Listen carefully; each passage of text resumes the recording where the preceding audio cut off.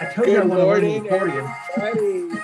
It is the third Wednesday of November 2021. It is November 17th. If you're seeing this right now, live or live-ish, and we have a very serious topic today, and a very special guest that's joining us from Salt Lake City in Utah, and we're going to talk about anti-bullying and a movie that was a documentary style movie about a man named Joe Bell, and a very serious topic. We will not be doing the in the news section to give the weight and the gravity that this topic deserves, and so it's a little different show where it's a very important thing to talk about.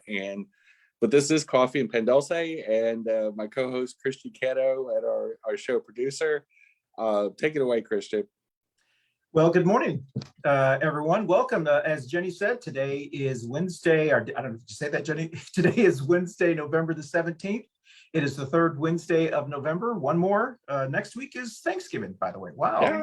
It's hard to believe. And then we got the holidays, and I'm glad we have that supply chain show next week, or I can't remember what it is. All right, so welcome to everyone to Coffee Pan Dulce. I'm Christian Cano, one of your co-hosts, along with Jenny-Jaymes Gunn, Mama Ruth, Barbara Bacon, and Stephen DeFiore. We think Mama Ruth is going to be joining us, but you know, those who watch our show, she'll be with us. She's got, as we said before the show, she's got 5 kids, so she's got a lot to keep track of.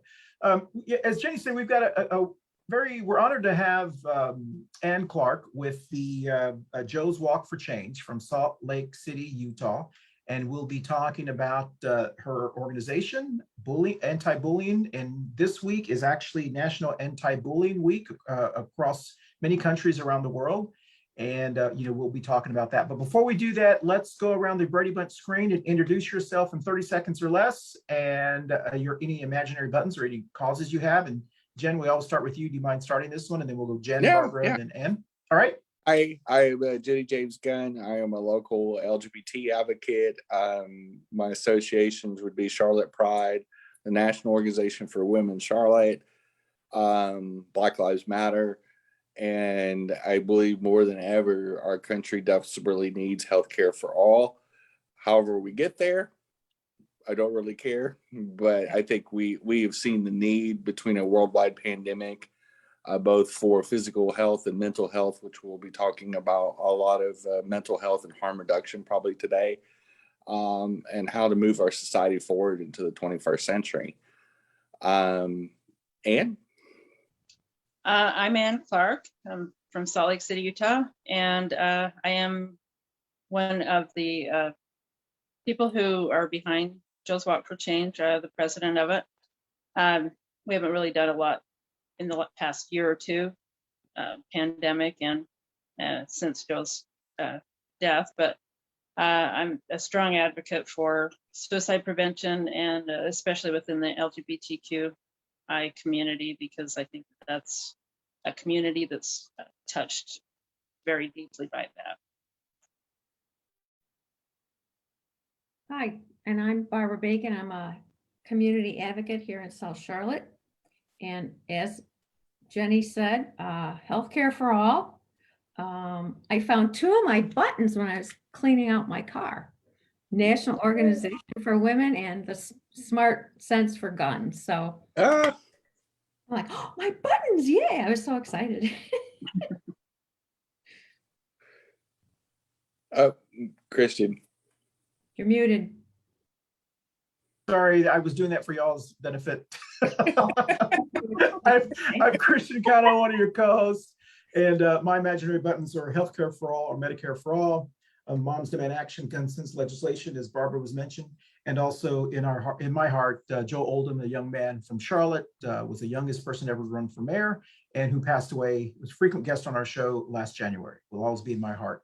So with that said, let's salute whatever you're drinking this morning. Let's salute to Coffee Pan Dulce. Salute to your neighbors. I am drinking, full disclosure, I'm drinking margarita inside this this coffee cup since we are taping this the night before.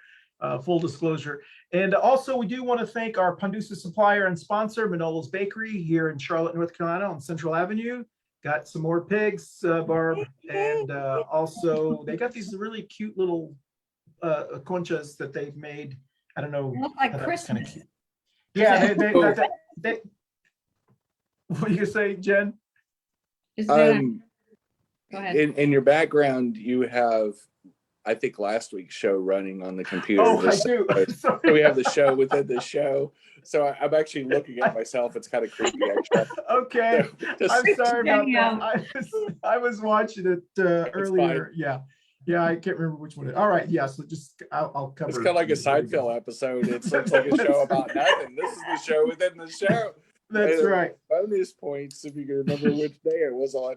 But Yeah, anyway, I am not sure which show that was. All right, so we do want to talk about Joe's Walk for Change. So, and if you can let us know, I've seen the movie. I saw the movie a couple of weeks ago, and I actually went out and bought the movie because it was such a great movie. I bought it through Redbox for those who are interested in buying movies, and especially this one. This is one of those ones that you want to own. Redbox usually they sell used movies, after they've rented them for a while, and this one was $3.99. It's a great. I would have paid, $20. It's such a great movie. So tell us, how did I don't want to spoil the movie, but this is about real life. I mean, this is about a person's life. So Joe Bell, he started this organization. Is that how this your group started? Joe's son had taken his own life because he was bullied. He was gay and lived in a really small community in Oregon that wasn't very accepting. Joe kind of blamed himself a little bit. He wasn't real accepting of him at first when he came out, had a hard time with that. And he said that he would have either killed himself or he had to get up and do something. So he decided to do this walk. Jaden's dream was to live in New York, where it was more glamorous, where he could be himself. So Joe set out to walk from his home in Oregon to New York. He made it as far as Utah. When he got here, he didn't really have a lot of an organization behind him too awfully much. So my friend Amy and I got together with him. He spent about 4.5 months here in Salt Lake, and we put the nonprofit together for him. She and I set up talks for him along the way. And then we also did community stuff in Salt Lake, did a lot of boothing and talking at schools and stuff here as well, she and I, and then he did the talks along the route. And what, as far as how did he connect with y'all? Are y'all family, or how did he find Salt Lake City as the home for the nonprofit? Actually, he was just going along on his walk. Wow.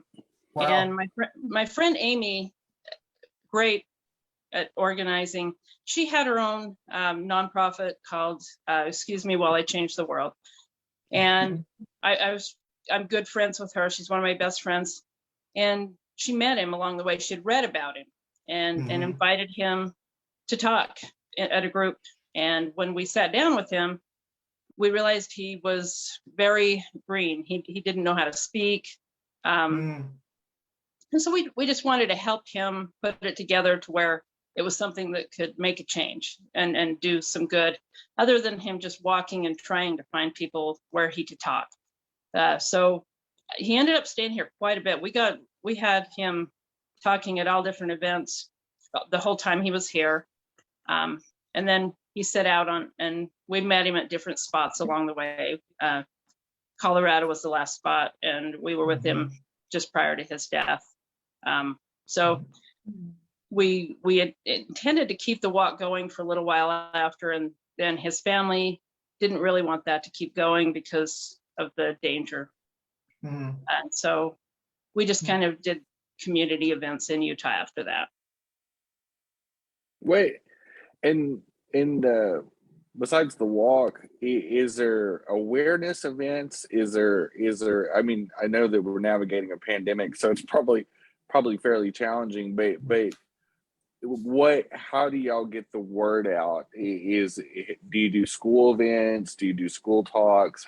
What is your target audience, and what are y'all trying to concentrate on as far as talking about these important subjects? We had like 3 different nonprofits all joined together. We had a youth group as well.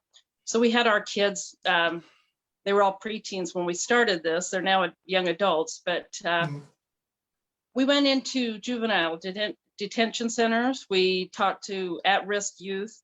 We tried to just focus on younger people or people within the community. A lot of schools wouldn't allow us to, because they feel like if you discuss suicide, you're glamorizing it somehow. That was the hardest part. We were able to get into a few schools.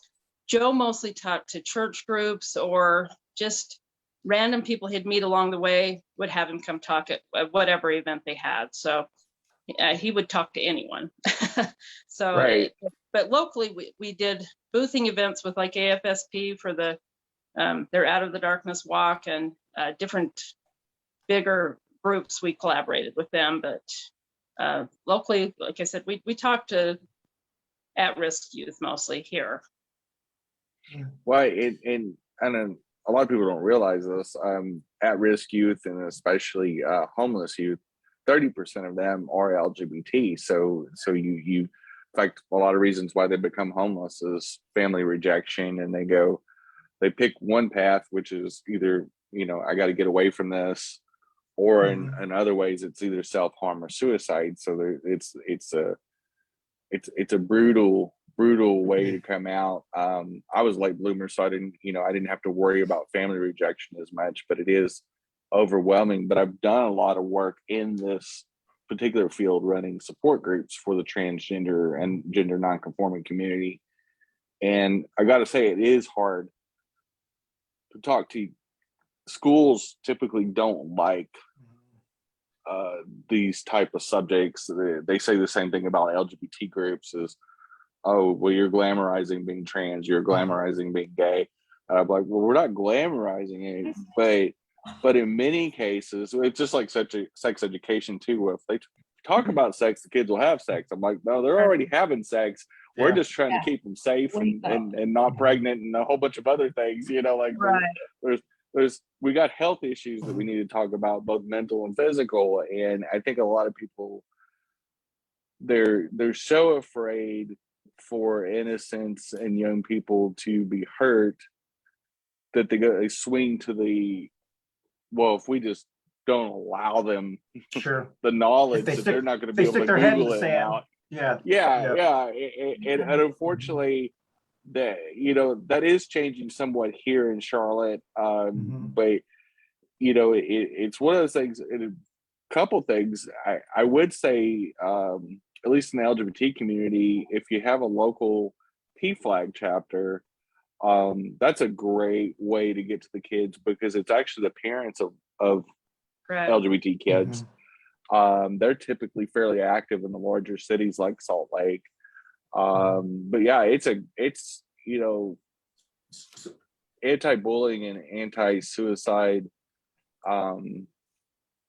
help and resources is monumental, and it is challenging.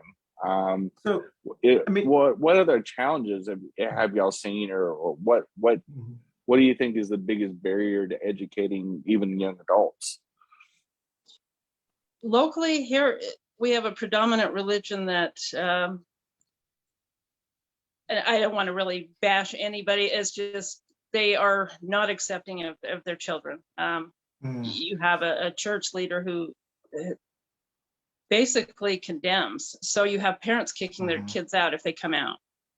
We were always trying to give kind of a safe space. And I will tell you that every single talk we had kids coming up and saying how, telling their I almost killed myself stories, and absolutely heartbreaking. My parents kicked me out. My parents won't speak to me.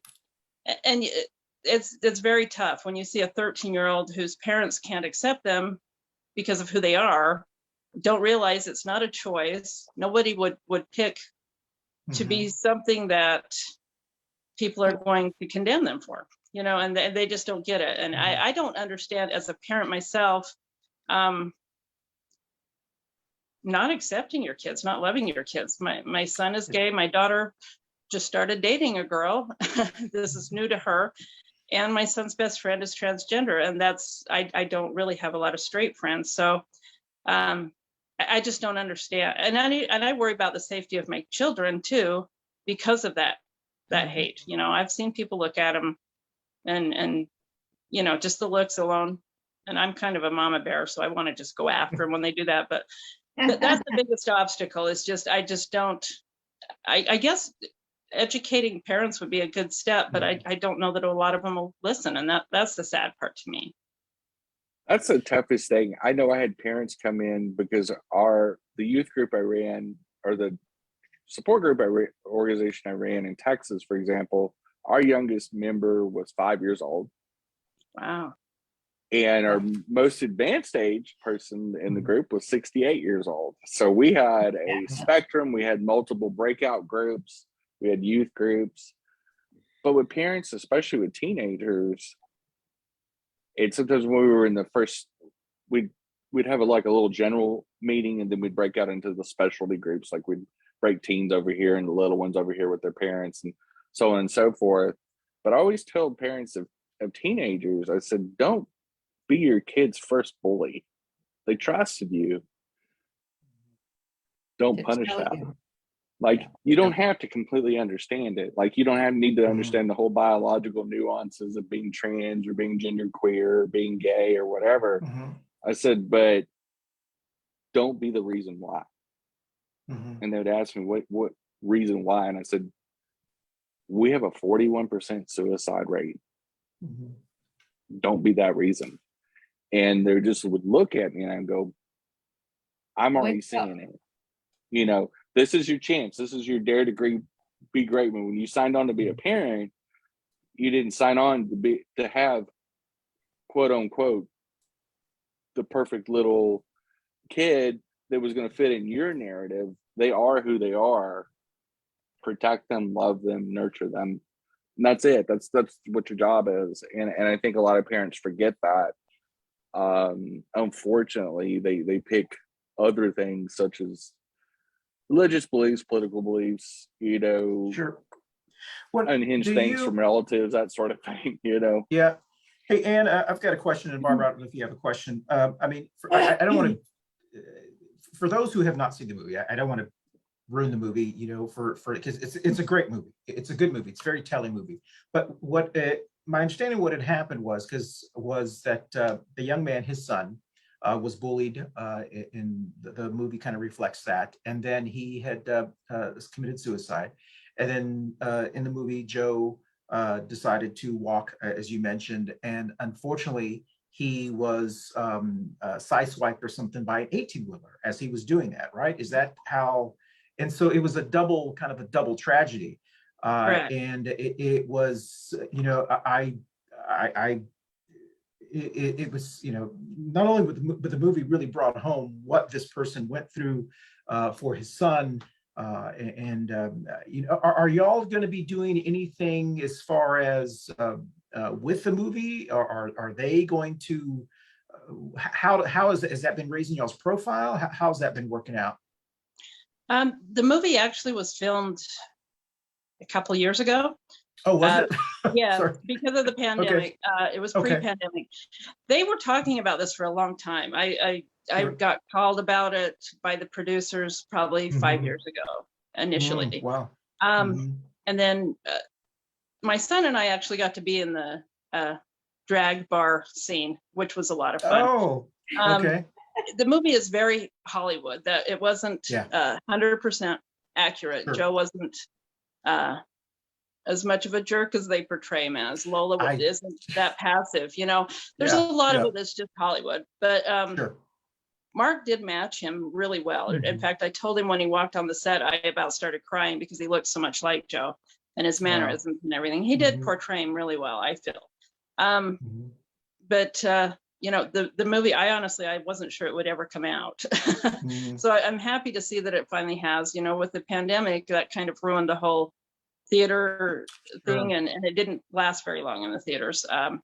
It is something that I've talked to my son about and thought about trying to maybe get schools to show it and let us talk about Sure. it a little bit. I don't know Mhm. if that's something they would do, because we have had big obstacles with schools. Like I said, they Mhm. think that if it's in a movie, they might think it's glamorized even more. But we're going to try and maybe pull that off if we can.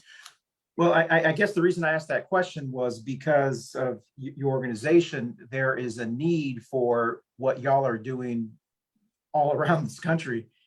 Jenny and I talk about this a lot here in Charlotte, North Carolina.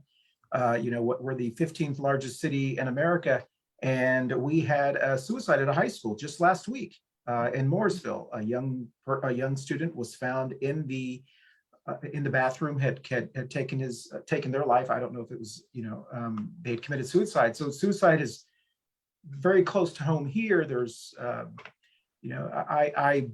what would someone want? Let's say if there's people here who would like to find out more about your group and would like to maybe do Zoom calls or to talk to their kids and so forth. I mean, what is that something that y'all would be doing or are open for? We're open to help any way we can, honestly. The best way Okay. to reach us is probably through our Facebook page. Yep, that's how I got a hold of you. Yeah.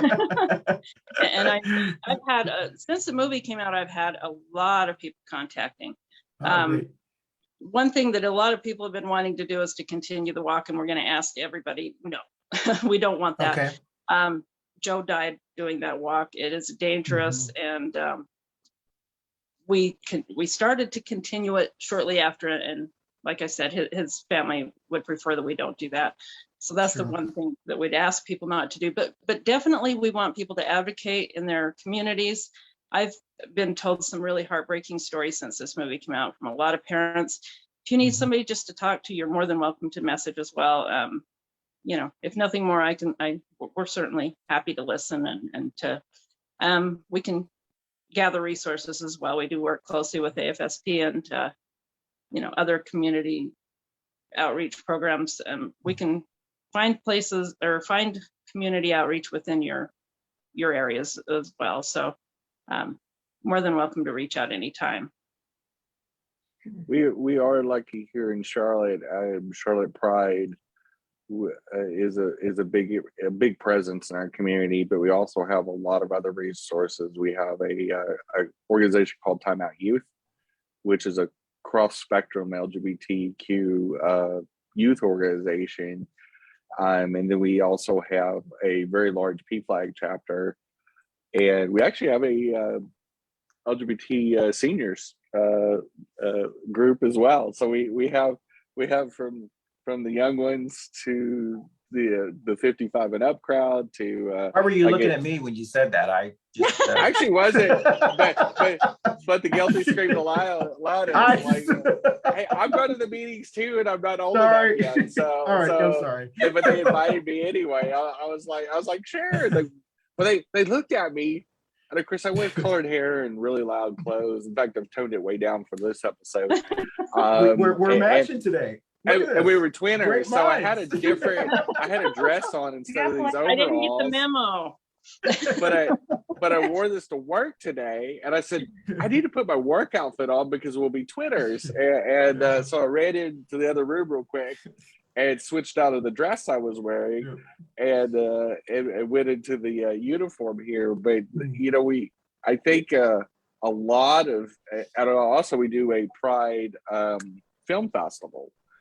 And so the one thing I would love to do is get a hold of the filmmaker and get permission to maybe show that at next year's film festival. Because I think that would be phenomenal, because even though it's a tough subject, it's our film festival tries to tackle some of the toughest subjects, whether in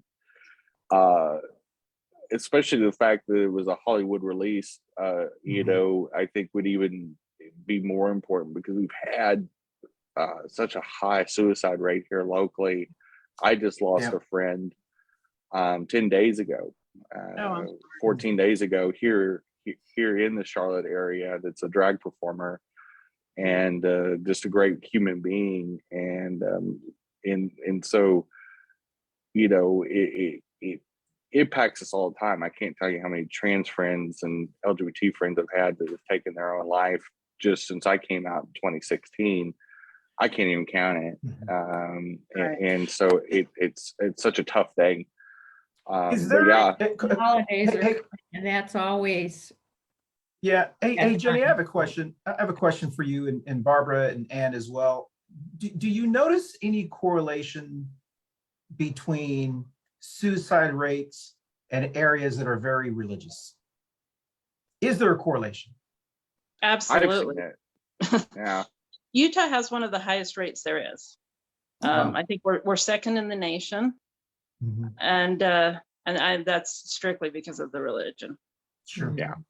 Yeah, I agree. I mean, as somebody that is a pretty much lifelong Southerner, Mhm. grow up. Christian and I both grew up in Texas, and so Yeah. we know what it's like to be queer and living in the South, especially in a macho state like Texas. And then North Carolina is You wouldn't no know that with Ted picnic. Cruz. Yeah, well, Lady Ted Cruz does have a big travel agenda. I'm They love sorry. going to Cancun during ice I storms. couldn't help that It's one. like, you couldn't help All right. yourself. I mean, it just was too easy. But I in most southern states, in a lot of western states like Utah, for example, that have a high religiosity, especially religions that are very strict. Very, very. I used to be married to an LDS woman. And so I am. Their whole family's from Arizona, which is a heavy Right. LDS state. And even though she was a non-practicing Mormon, there was a lot of I call it like memory muscle or something. It just there's those reflexes. It's embedded, like and- Catholicism, right, Christians? Yes. Yeah, there's a lot of that fallback, and also too, ironically, she had a lot of LGBT people in her family. So her oldest sister is lesbian, and always been with women, never dated a man. She had a trans male cousin that was in the Air Force and came back home and transitioned. So there was a lot of queerness in the family, and then my ex is bisexual, and so there was a very bizarre cocktail of Mormonism and acceptance, and it was a very bizarre family. They still, I still, I'm very close to my ex. We're like sisters now, and but they're not typical Mormons, and I'm not picking on the Mormon church, because you see it with the Baptist church, you see it with the Church of Christ, you see it with many of the what I call the more strict or more austere, the Catholic Church, more austere religions reject the LGBT community, which I think is so bizarre. But yeah, absolutely, I see a direct correlation. I mean, we live. That. If you're not familiar, and you probably are, but Charlotte is home to was home to Billy Graham. It's not, Charlotte is not the same as it was 10 years ago, not even 20 years ago. I mean, there are many of us who want to change the name of Billy Graham Parkway because it goes to the airport, because it is so divisive, especially because his son Franklin Graham is such a divisive figure, and we'd rather have a road that goes to the airport that's more inclusive and accepting of people. Right. And so there is that movement here. I don't know if that'll ever happen, but I always, as Jenny said, I grew up in Texas, but I've lived everywhere around, as Jenny has as well, and Barbara is from Illinois as well. And one of the things that I've always been just baffled by, especially when these religions, I'm a Lutheran now, I'm a recovering Catholic. And I'm an ECLA Lutheran, which is a very accepting part of the Lutheran Church. It's not the Missouri Synod side. And I just don't understand how these religions and these churches think they're practicing. I don't know what Jesus they're practicing. I mean, I'm You're probably supposed preaching to to the be choir here, but Christian, so yeah, how well, are you be Christian when our- you ostracize people? I don't understand it. yeah, I mean, surely they've got to look at the numbers and go, we're losing all these young people. Not only they're just leaving the church, but they're harming themselves. Surely they're looking at those and going, maybe we need to do something. I don't know. You're giving Well, too much credit, and- I think. And I wonder, there's two things that correlate. Is the other thing is that we've had a start to this century with 20 years worth of war. Yeah. Since 2001, we've had 37,000 returning vets take their own lives, which is more than we lost in the fields of combat and at the 9/11 site. And we see a violence and a harm to, sexual assaults and violence is up double digits in most states. Suicide is up, gun violence is up, and a violence culture that seems to be almost okay with it, almost like, look the other way, and not just in certain states. So I wonder, and when you tie that in with bullying, especially in the schools, it seems like we're raising a crock pot of kids that are just stewing in violence, that they're used to shooter drills, they're used to this. I wonder how much of that is creating a toxic environment to accept bullying too, especially in the cyber world and things of that nature. I wonder just if we're just creating monsters, and that we maybe didn't have in our youth, because I think we were all born pre-internet. I know I was. Mhm. Yeah. And now it's just like violence and Mhm. bullying, and so much of this just seems okay.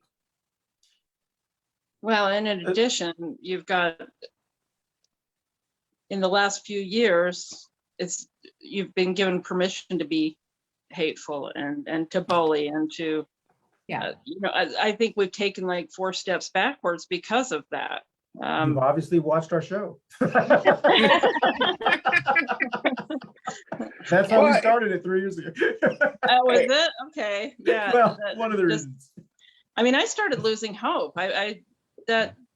Just prior to the election, I was fearful, and I've never been fearful during an election. You may not want someone to win or whatever, but I was worried about more people dying, more people being given the permission to kill and to it was just okay to be racist and hateful and homophobic. And so I think we still have a lot of damage control to do to,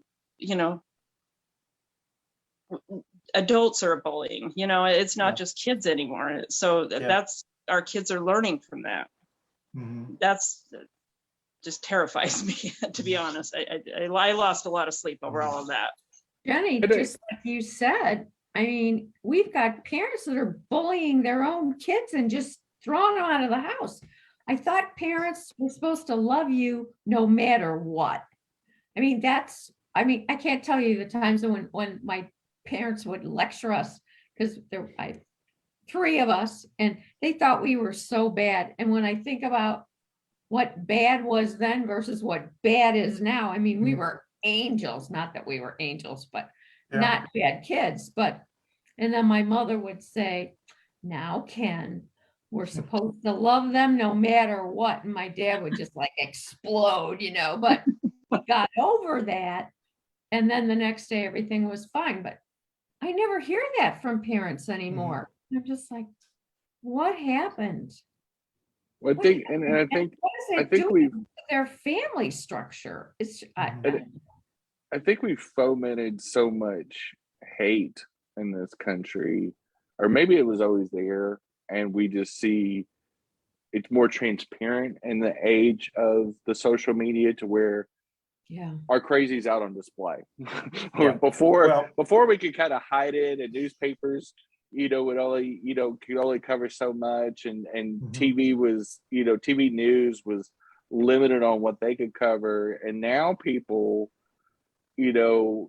whether it's a politician or just a regular person, can just get onto the TikTok or the Facebook or the Twitter and rant and rave and say all kinds of unhinged stuff that clearly has always been there at some level, because I mean, otherwise we wouldn't have the history of having the clans and, you know, clan deals and you know, abortion clinic bombings and, you know, like violence has always been there, but it seems more coordinated or more obvious now. Well, you know, Jenny and I have these conversations all the time. We've talked about almost every other show, something like this. We talk about this.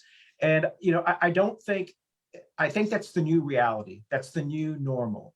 I don't see, you know, probably 2 years ago, I was thinking, well, you know, let's work on it. Maybe we can come back together. Maybe we can do this. And I have come to the conclusion, and I always try to be a half glass full kind of person, but I've come to the conclusion, social media is not going away. Nope. Those crazy parents that are bullying at school boards, the elected officials who can get attention by just saying crazy, they're not going away. That's the new reality. I guess what we have to work on is how do we minimize the damage to our children because of that new reality? And to me, that's the biggest challenge. And I know as me, and I need help as well, because I have said things, and I try to be enlightened and woke. So, you know, that's a bad word for many people. I've tried to be woke. I have said things where I have seen something on television and I have said just how I was programmed. Well, you know, maybe someone should have beat that kid up when they were younger or something. You know, I've said little things like that, and as if though that's the answer to it, and so I'm thinking, then I catch myself. I'm sure there are people who say those things and actually don't catch themselves and actually pass that information on to their kids, and then their kids go out and do those things. So I don't know. This is a tough. It's going to take a lot more responsive. It's going to take adults to be more adults, and I'm hoping that we'll see some kind of enlightened period. But I am concerned. I don't know. What do you think, Barbara? You're in the know here in South Charlotte, and I don't see that happening. Or I don't know. Anyone else? Anyone want to comment on that? I admit I'm worried. Yeah. I think I've said it before, even in our own neighborhood, and we've been a very close-knit group because we've got, you know, I'm one of the medium elders, and, you know, wives losing their husbands, husbands losing their wives, and we try to stay a family, but this whole Trumpism thing has just torn this neighborhood apart. We don't have get-togethers anymore. You get the snotty little comments about, oh, did you get your booster yet? Yeah, I did. You know, and stuff that's ready to come out of my mouth is not something that I would ever think about saying. Yeah. It's just like that. And I'm, you know, shut up, you know, you're making it worse. Or you just say hi to somebody and instead of, you know, acting like they're glad to see you, you get a, and they go in their house, shut the door. It's like, whoa. And I don't know how it's going to get better. I really know. And I've just gotten more quiet because it seems like if I just open my mouth sometimes, they're ready to jump on me. You know, they're like, oh, you damn Democrat. And I said, wait a minute, I'm not a Democrat. You need a shirt, Barbara, you need a shirt that says I'm independent. You know, Everyone always says that. I said, wait a minute. When I had Ed Driggs signs all over my front yard, it was okay. But then I got Tick along and oh, the judge, I can't think of his name. Oh, Marvel. Rex Marvel. It's like, oh, now I'm a damn Democrat. It's like, no, I'm an independent. I can vote for whomever I want, you know. But, you know, it's like, leave me alone. And I don't get like that. But Barbara, I'm gonna get you a custom T-shirt. It says I'm an independent on the front, and on the back, but Jenny and Christian are the damn Democrats. I'm one of the damn Democrats. I'm used to it. I got thick skin. I'll roast them really good. Like, yeah, just send them my way. I need some target practice.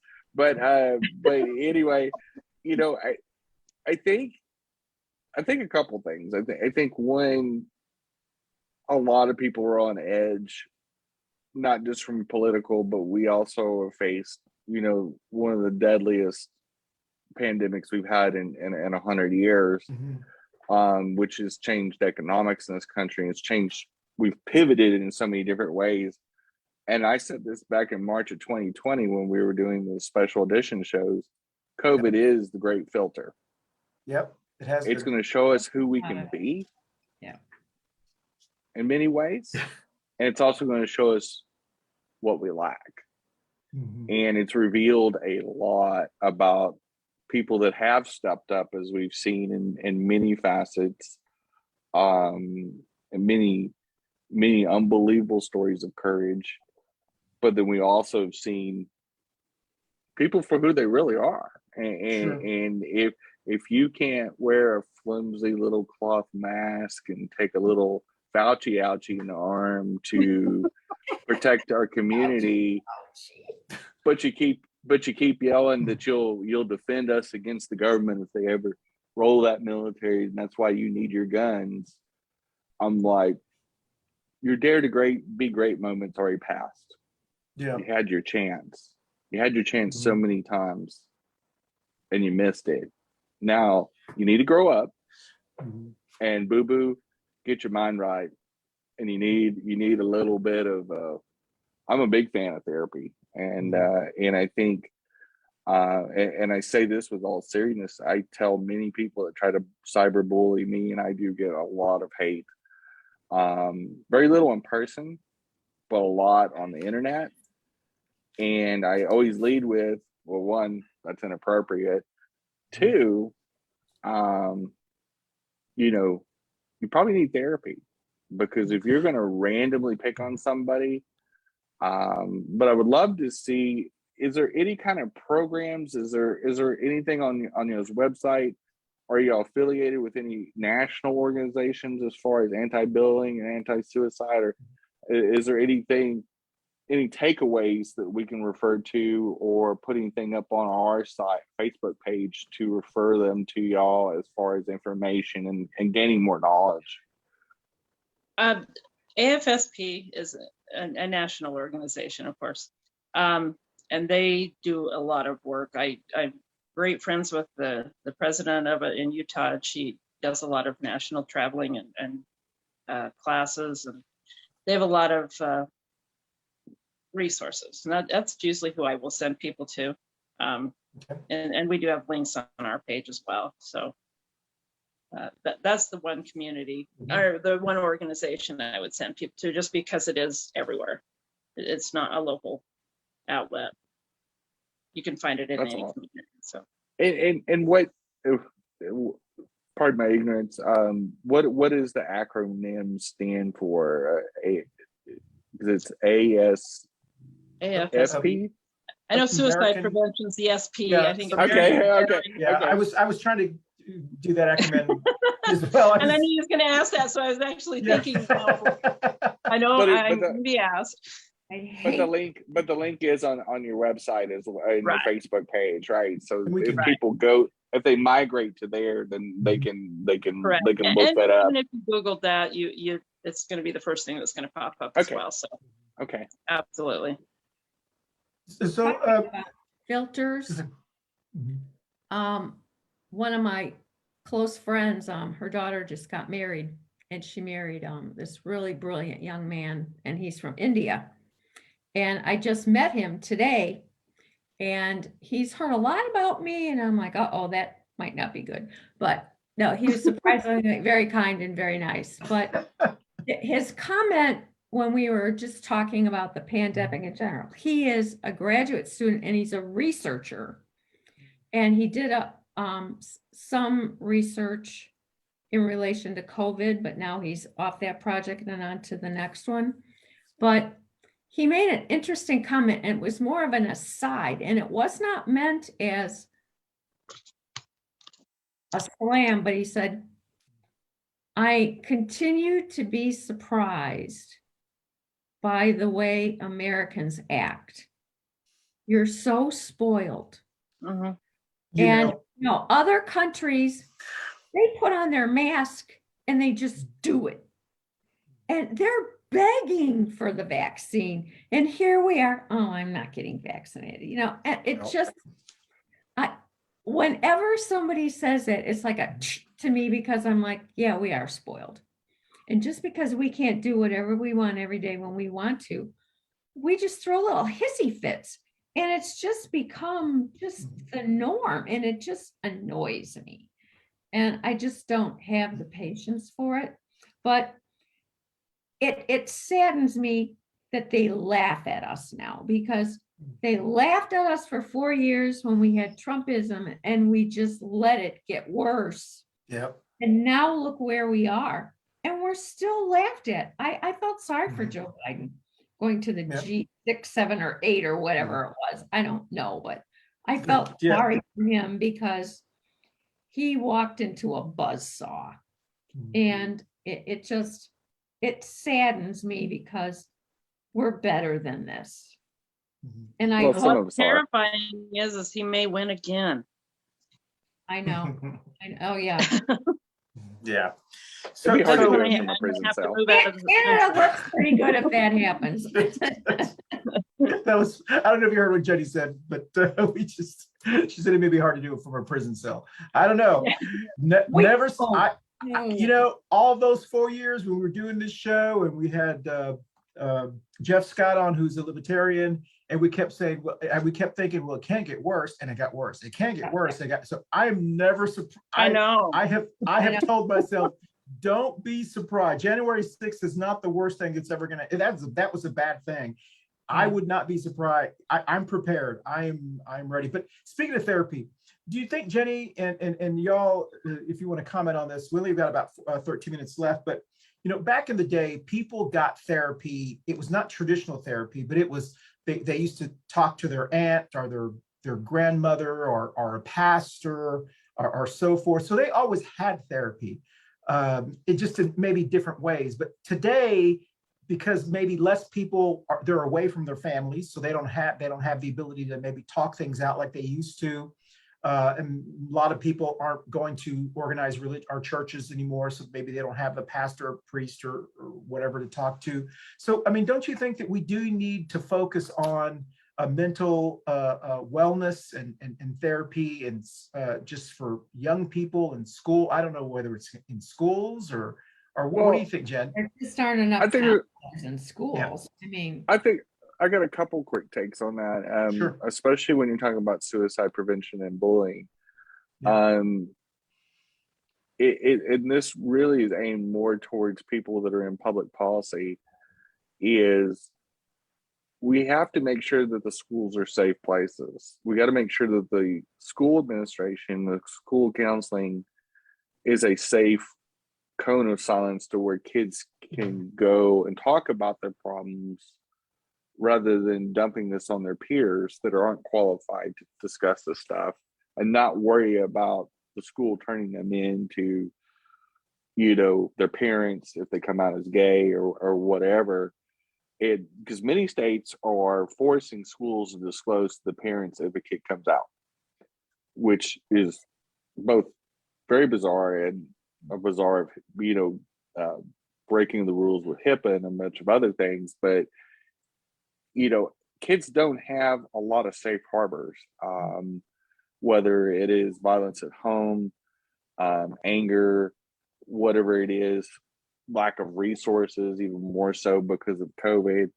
And we got to make sure that they have as many opportunities they have to get that therapeutic spot, because a lot of houses of worship aren't really therapeutic places. These are the places that are running. Not anymore, but in the Catholic Catholic Church, Church, have been. But they're not.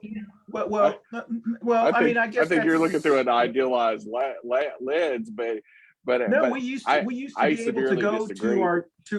be able to go to our parish priest, right, and you would be able to have a counseling session with them, and it was private. They would not share any information. They could not tell with your anyone. parents. Yeah, they could not. It was, and so I remember that, and I did that when I went to college, and I don't know if that's still done. I'm not Catholic anymore, but I mean, there was that ability. I don't know if that's still an option for people or Well, I think it's all fine and good if you have a religious, family sure, or there is implicit trust there. sure. I think what has happened is, as we found out, there's been so many violations by churches. Sure. That one, through a lot of internal audits, and even Rome itself admitted, Mhm. 7% of all Catholic priests are pedophiles, and that's their own internalized audit number, Yeah. which means the truth is probably way higher. And so No, we have had a lot of, Yeah.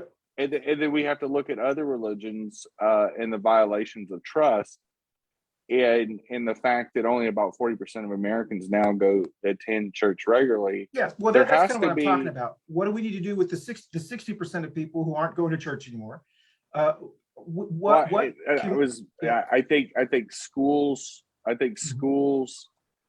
should have the ability to create those type of safe spaces and not have administration resist it.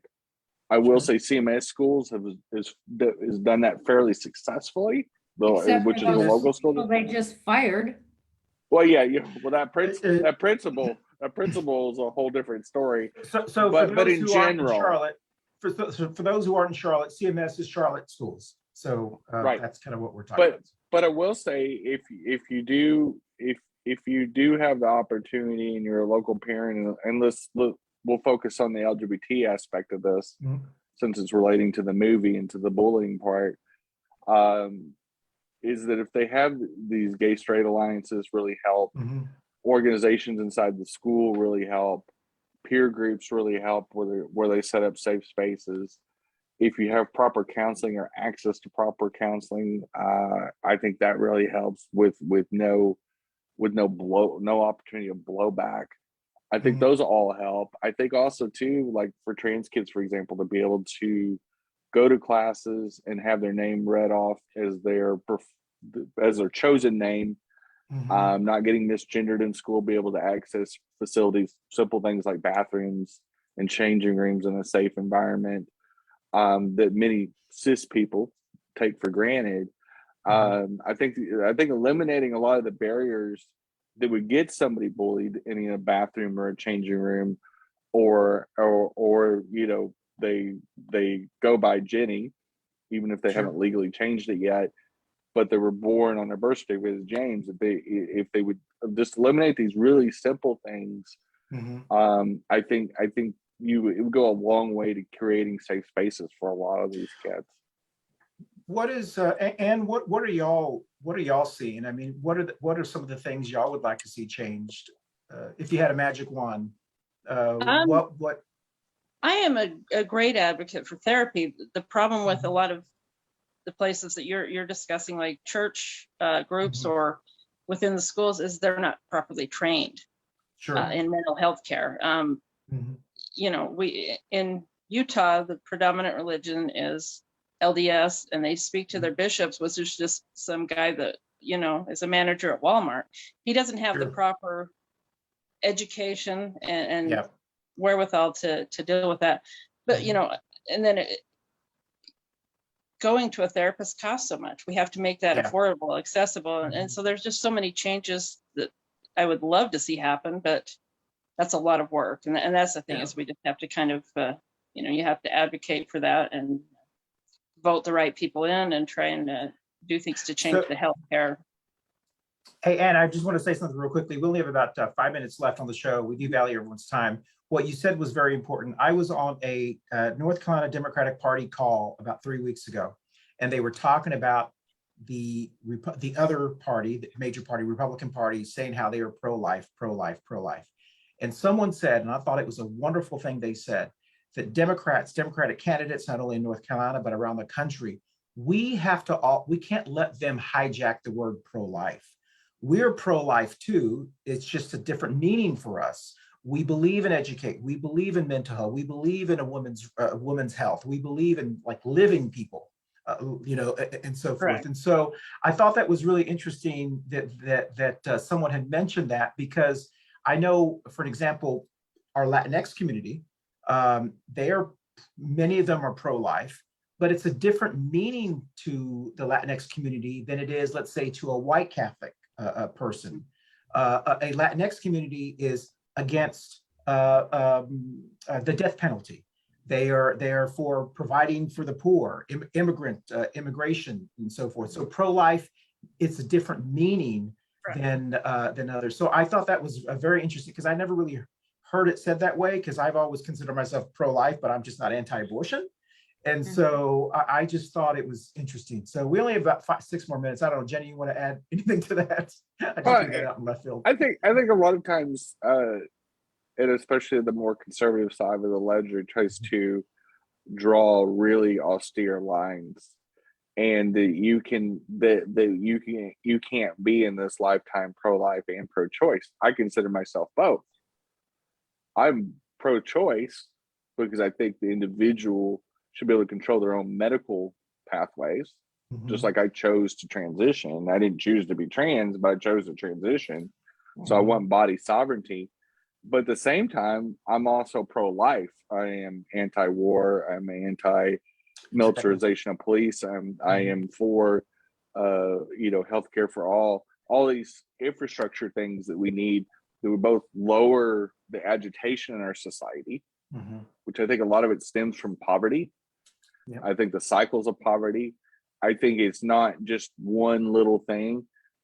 And I think also too, because many conservatives are poor, on average, Republicans make less than Democrats do. The poorest 100 counties in the United States are all Republican strongholds. And they typically have a lower average education. And I think they have the struggles of poverty, which come with, self-soothing, like food addiction, drug addiction, alcoholism, so many self-medicating things. And when we have these discussions of reducing harm and all this, and harm reduction and anti-bullying, it has to be a holistic approach. We have to talk about why people are turning to drugs. Why are they turning to violence? Why are they looking for a way out? And finding a pathway to bring them back in. And you can't do that with the temperature we're at right now. We're at a very high boil. We need to bring that down to about a simmer as a society, because life is beautiful when we let it be. But we have to let it be. And they're not letting that happen. Excellent point. Well, as we've said before on one of our many shows the last 2 years about COVID-19, I don't know how you can call yourself pro-life anymore if you're against the vaccines and saving people. I don't know how you can call yourself, pro-life if you're not against anti-bullying. I mean, I don't know how you can, people will do it, but I don't know how you can speak from one side of your face and then, anyway, that's just our little doodad there. So listen, this has been a great conversation. I do encourage everyone to get involved. And Anna, and I was trying to edge Jenny here on the producer's notes, but she kept skipping them. How can someone support how can someone support your group and or donate? What can we do to help? We don't take donations right now, but you can just reach out. Okay.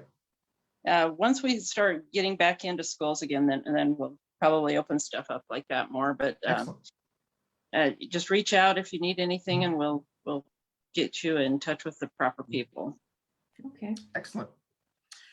That's the best kind of nonprofit. Every elected official we did when he was walking. We did for him when he was walking, but we don't take it if we don't need it. Okay.